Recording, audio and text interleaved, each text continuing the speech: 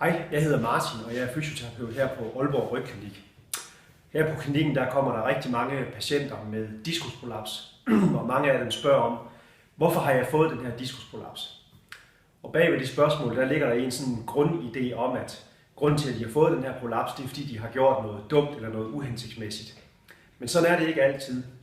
Hvis du gerne vil vide om, hvordan man får sig en diskusprolaps, så kig med her de næste par minutter.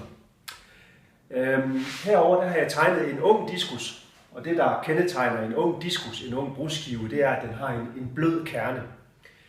En diskusprolaps det opstår, når den her bløde kerne den siver ud gennem sprækker i skiven og trykker på de nerver, der ligger ude bagved. Den unge skive her har som sagt den bløde kerne, men den har ikke særlig mange sprækker.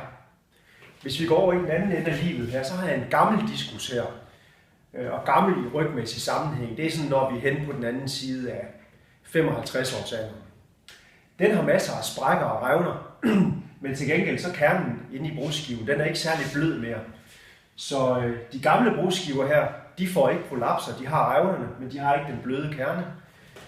De unge brudskiver, de laver heller ikke prolapser, de har godt nok den bløde kerne, men de mangler sprækkerne, som materiale kan sive ud igennem.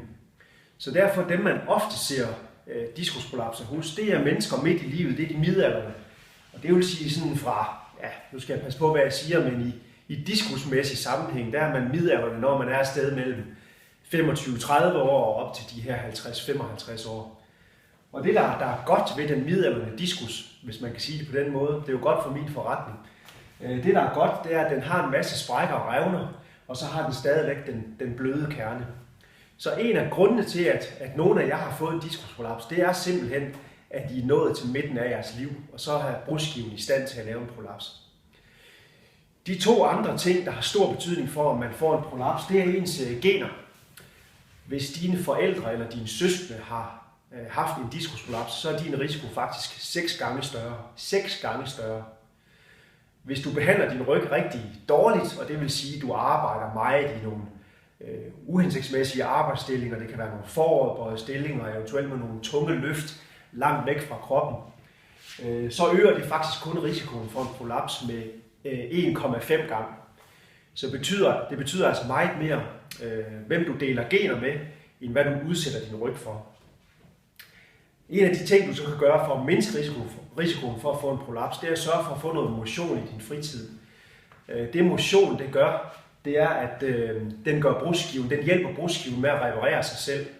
Så når de her rifter og revner, de begynder at opstå i din skive, så har kroppen en mekanisme, der er i stand til at reparere det igen. Men det går lidt langsomt, og det at motionere, det stimulerer simpelthen den proces på en gavnlig måde. Det er faktisk sådan, at motion det mindsker risikoen for en diskusprolaps med op til 80%.